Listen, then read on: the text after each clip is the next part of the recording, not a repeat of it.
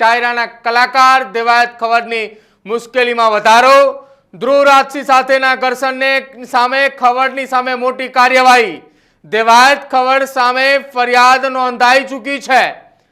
Talala police મથકે દેવાયત ખવડ સહિત 15 લોકોની સામે ફરિયાદ દાખલ કરવામાં આવી છે।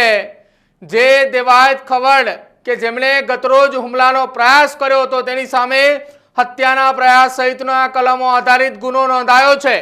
વાહન અથડાવી મૃત્યુ નિપજાવવાની કોશિશના આધારે ગુનો દાખલ કરવામાં આવ્યો છે। ભયંકર હથિયાર વડે ઈજાઓ પહોંચાડવાનો પણ એ ગુનાની અંદર ઉલ્લેખ કરવામાં આવ્યો છે। ગેરકાયદેસર રીતે મંડળી રચવી, નુકસાન પહોંચાડવાની કલમો સાથે દેવાયત ખવડની સામે ગુનો દાખલ કર્યો છે અને સાથે દેવાયત ખવડની સામે ગુનાહિત ષડયંત્ર રચવાની પણ કલમ દાખલ કરવામાં આવી છે। ઈરાદાપૂર્વક ઉશ્કેરવા અને ધમકી આપવાનો પણ ગુનો દેવાયત ખવડની સામે નોંધાયો છે।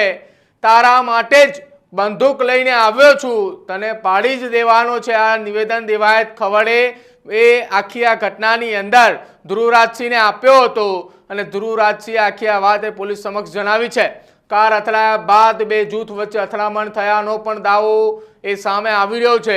આખી આ ઘટના એ ગતરોજ લગભગ 11:30 બાદના સમયગાળા દરમિયાન બની છે અને સમગ્ર મામલે ધ્રુવ રાજસિંહની આખી આ ઘટનાને લઈ પ્રતિક્રિયા પણ સામે આવી છે। તેને નિવેદન પણ આપ્યું છે અને તેણે એમ પણ કહ્યું છે કે આ હુમલાની અંદર 10 થી 15 લોકો સાથે હતા।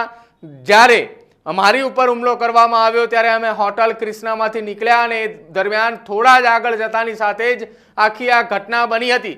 જો કે આ ઘટનાને લઈને અનેક એવી ચર્ચાઓ ચાલી રહી છે કે શું ખરેખર દેવાયત ખવડ આ હુમલાની ઘટનામાં સામેલ હતા?